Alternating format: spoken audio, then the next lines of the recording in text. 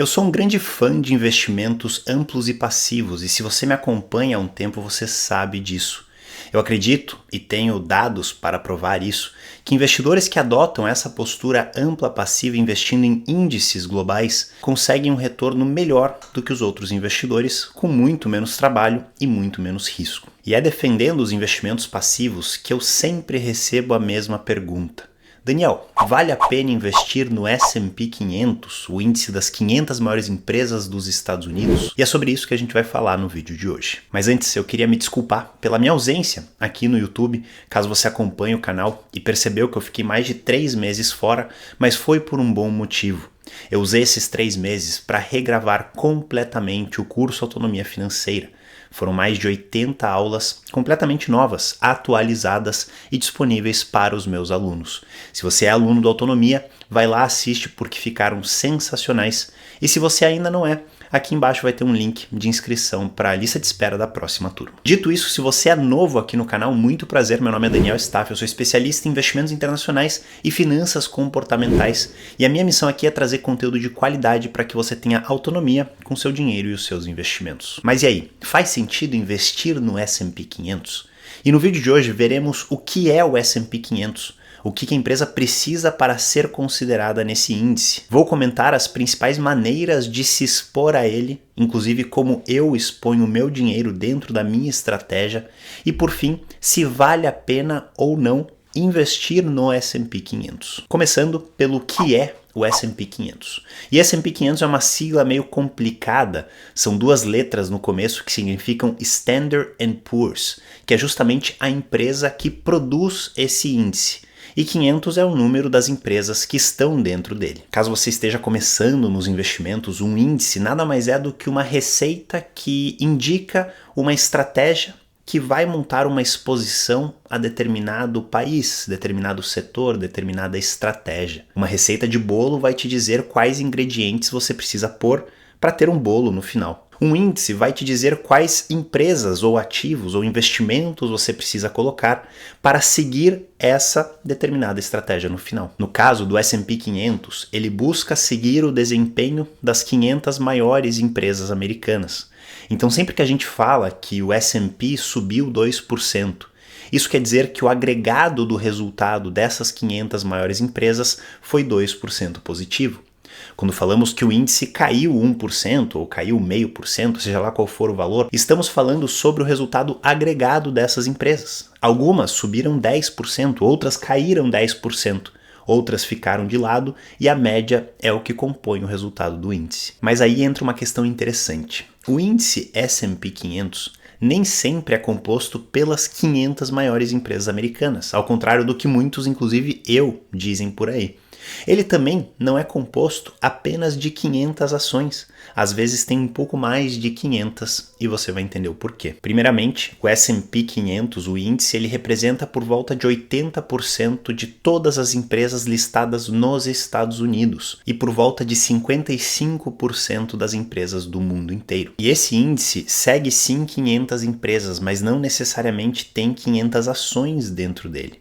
Algumas vezes existem mais do que 500, 502, 503, 504, dependendo, por exemplo, se uma empresa teve um spin-off, que é quando uma mesma empresa é dividida em 2 diferentes, causando 2 ações.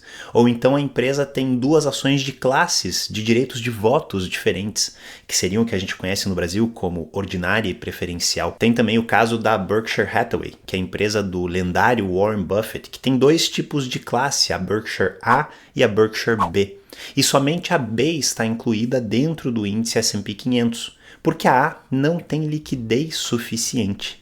E isso me leva para os próximos pontos necessários para que uma empresa seja incluída dentro desse que é o maior índice de investimentos do mundo. Primeiro, ela precisa ter uma alta liquidez, ou seja, uma negociação das suas ações diárias com um volume muito grande, para facilitar os ETFs e os fundos que seguem esse índice de entrarem e saírem dessas posições.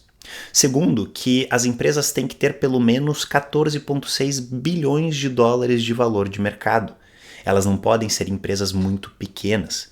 E esse valor de 14,6 varia conforme o andamento do mercado. A empresa precisa ser sediada nos Estados Unidos e precisa ser negociada em uma das bolsas americanas também. Além disso, ela precisa estar em negociação por pelo menos 12 meses, ou seja, aquelas empresas que acabaram de fazer o seu IPO, que é o Initial Public Offering, quando elas começam a ser negociadas em bolsa, não podem entrar no índice, elas precisam esperar pelo menos 12 meses. Elas precisam ter também 50% de public float, ou seja, 50% das suas ações precisam estar sendo negociadas livremente no mercado, não na mão de internos e controladores da empresa. Por fim, ela precisa apresentar lucros nos últimos 4 trimestres seguidos. E esse é o principal motivo do porquê as ações da Tesla demoraram tanto para entrar no índice S&P 500. A Tesla já era de longe uma das maiores empresas americanas, mas ela ainda não fazia parte do S&P 500, porque ela ainda não dava lucro. Podemos dizer então que o índice S&P 500 tem dentro dele as 500 maiores, mais lucrativas, mais representativas, mais líquidas empresas americanas. Não necessariamente as 500 maiores, porque pode ser que uma ou outra das 500 maiores não apresente lucros, não seja negociada em uma bolsa, não seja sediada nos Estados Unidos, enfim. Mas é muito mais fácil, convenhamos, dizer que são as 500 maiores empresas, porque é praticamente isso. Agora, quanto cada uma dessas empresas representa dentro do índice? Qual que é o percentual de cada uma delas? E o índice S&P 500 é um índice conhecido como Market Cap Weight, ou seja, ele dá pesos equivalentes ao tamanho de cada empresa. Uma empresa gigante como a Nvidia ou Apple terá um peso muito maior do que uma empresa pequena como a Fox, por exemplo. E você pode ver nessa tabela aqui atualizada nesse momento o peso que cada uma dessas maiores empresas tem nesse índice. Nvidia 7,03%, Apple 6,71%, Microsoft 6,12%. Amazon 3,80%, Meta 2,51% e assim sucessivamente. Você pode ver inclusive que a Alphabet, que é a Google, dona aqui do nosso YouTube, tem duas ações, a GOOGL e a GOOG, as duas classes que fazem com que o índice tenha mais do que 500 ações, como eu falei anteriormente. Eu vou deixar o link com o peso para cada uma das empresas e todas as que constituem o índice S&P 500 atualizado aqui embaixo. E olhando para esses pesos, você pode interpretar que sempre que você investir, digamos, $100 no índice S&P 500 através de um ETF ou de um fundo de índice, você estará comprando aproximadamente $7,03 de Nvidia, $6,71 de Apple, $6,12 de Microsoft e assim sucessivamente. Você não está comprando somente o índice, você está se tornando sócio dessas empresas nesses respectivos percentuais. Uma outra coisa que pouca gente sabe e muitos se confundem é que os REITs, os Real Estate Investment Trusts, que são aquelas empresas que investem no setor imobiliário americano, também estão incluídas no S&P 500. Atualmente existem 28 REITs dentro dessas 500 empresas que representam mais ou menos 3% do índice, sendo os maiores REITs o American Tower, o Prologis e o Equinix. E tome cuidado, porque muitos investidores dizem: vou comprar o S&P 500 e vou comprar um ETF de REITs, ou vou me expor ao setor imobiliário representado pelos REITs com uma outra posição. E aí o investidor, sem saber, acaba criando uma sobreposição, porque essa representação já está dentro do índice. Entendendo o que é o S&P 500, o que é esse índice, quais são as empresas que estão dentro dele, em quais pesos elas estão, vamos ver qual que é a melhor maneira de se expor a esse índice. Alguns investidores não sabem disso, mas é impossível você comprar o índice em si. Você precisa comprar um veículo que te exponha a esse índice. Esses veículos, eles vão desde fundos de índice a ETFs e a BDRs negociadas no Brasil. Os fundos de índice, eles são muito comuns em planos de aposentadoria aqui nos Estados Unidos, em 401ks, IRAs e outros tipos de contas exclusivas para residentes americanos, então não vamos perder muito tempo com isso. Tem também os ETFs negociados nos Estados Unidos, que se expõem ao S&P 500, sendo os três maiores o SPY, que foi fundado em janeiro de 1993, inclusive foi o primeiro ETF negociado aqui nos Estados Unidos, o primeiro no mundo foi no Canadá, em 1990. Esse daí, ele tem 632 bilhões de dólares sob custódia e um custo anual de 0,09%. O segundo maior ETF que segue o S&P 500 é o IVV. Ele foi fundado em janeiro de 2005, tem 567 bilhões de dólares sob custódia e um custo de 0,03%. O mesmo custo do VOO, que talvez seja o mais famoso entre a galera lá no Brasil. Ele foi criado em setembro de 2010, também tem 567 bilhões de dólares e também tem um custo de 0,03%. Se você investe em ETFs americanos e quer se expor ao S&P 500, eu optaria ou pelo IVV ou pelo VOO, que fazem exatamente a mesma coisa e têm custos menores do que o SPY. E a única situação onde faz sentido se expor diretamente ao SPY, que é mais caro, é se você está negociando derivativos, mas isso é algo extremamente complexo que eu não recomendo que vocês façam. Além desses ETFs negociados nos Estados Unidos, você também, morando no Brasil, pode se expor aos ETFs e BDRs no Brasil e aos ETFs irlandeses.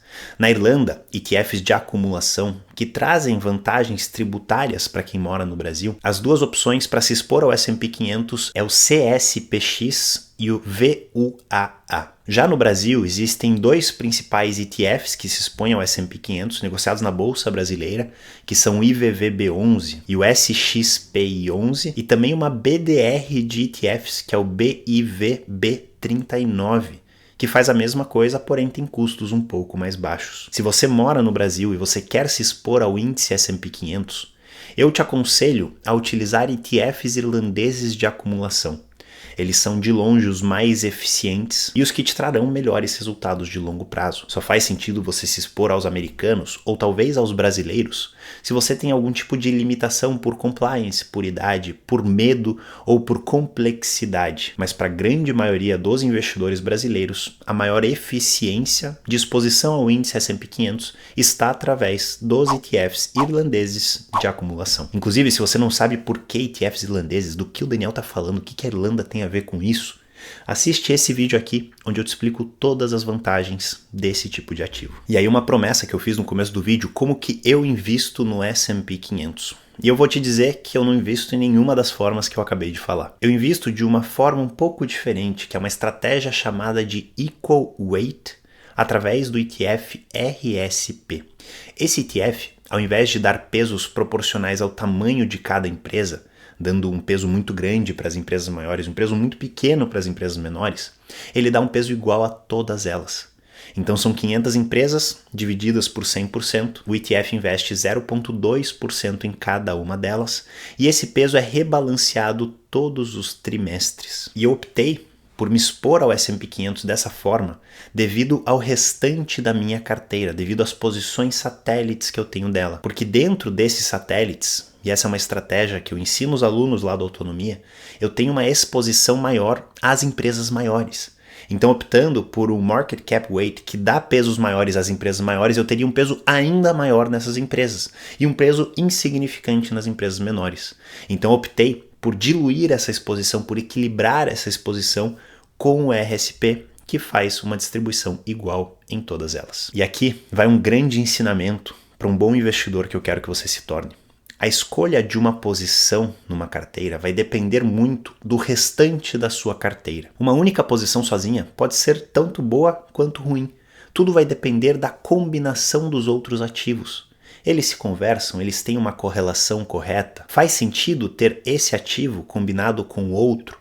Faz sentido essa exposição, sendo que você já tem outra, similar ou não? Enfim, uma carteira de qualidade é a conjunção de várias posições e não a análise de uma ou outra posição isolada. Dito isso, a última pergunta que eu quero responder aqui nesse vídeo é: faz sentido investir no S&P 500? E a minha resposta é que sim e não. Explico. Duas lendas do mundo dos investimentos, John Bogle e Warren Buffett, são grandes defensores do investimento no índice S&P 500.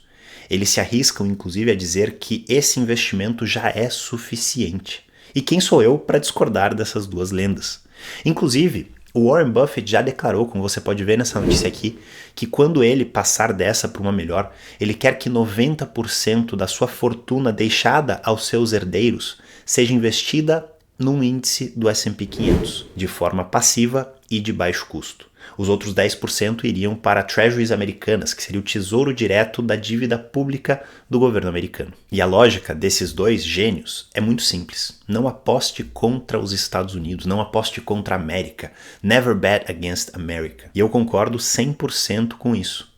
Porém, eu acredito que a gente pode melhorar ainda mais essa exposição, os nossos investimentos na renda variável. Sim, eu acho que faz sentido investir no S&P 500, mas eu acho que não faz sentido investir somente no S&P 500. Uma carteira de qualidade deve sim incluir posições em empresas menores americanas e também posições em outros países ao redor do mundo. Se a gente olhar a performance passada, principalmente a performance recente, o S&P 500 deu um baile no mundo inteiro. Mas será que essa performance tão superior continuará no longo prazo? Nenhum investidor sabe.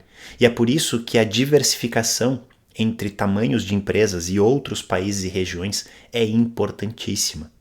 E ao fazer essa diversificação global, nos expomos também a outras moedas. Não ficamos expostos somente ao dólar americano. Só para você ter uma ideia, dentro dos Estados Unidos tem mais de 4.000 empresas negociadas. Para que se limitar somente às 500 e ignorar as 3.500 restantes?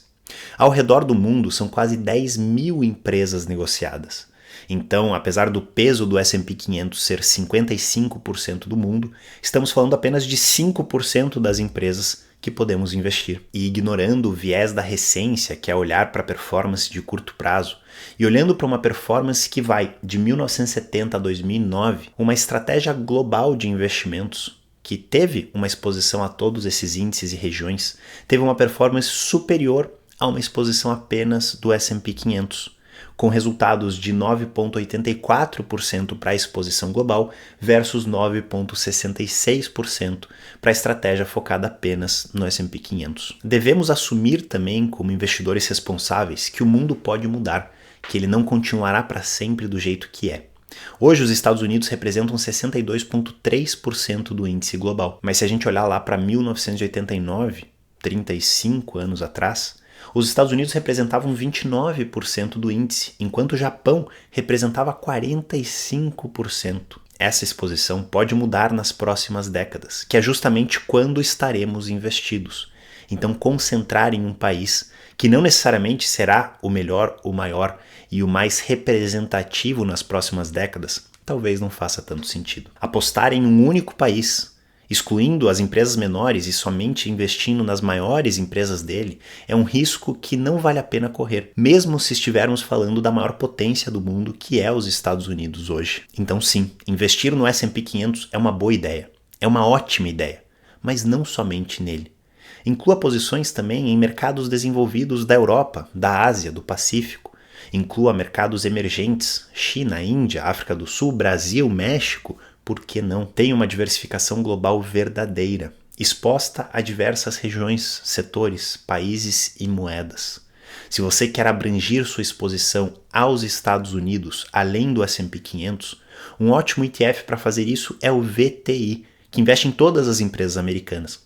Já se você quer, com uma única posição, investir no mundo inteiro de renda variável, o ETF que faz isso é o VT, com seu respectivo irlandês VWRA ou FWRA. Fazendo isso, você não garante necessariamente uma performance melhor, mas você garante uma relação de risco e retorno e uma eficiência muito maiores. E é isso que a gente pode fazer com as informações que a gente tem hoje. Dito isso, se você aprendeu alguma coisa nesse vídeo de hoje, considera deixar o like, deixe seu comentário com alguma dúvida que ficou sobre o nosso assunto. E se você ainda não é seguidor do canal, aperte o botão seguir, ative a notificação para não perder os próximos vídeos, que agora eu prometo que eu volto com uma consistência muito maior. Inclusive, eu vou deixar aquele vídeo sobre ETFs irlandeses aqui para você assistir. E se você está preocupado em investir na Bolsa Americana nas máximas históricas, eu tenho uma boa notícia para você que eu vou falar nesse vídeo aqui. Um forte abraço e até o próximo vídeo.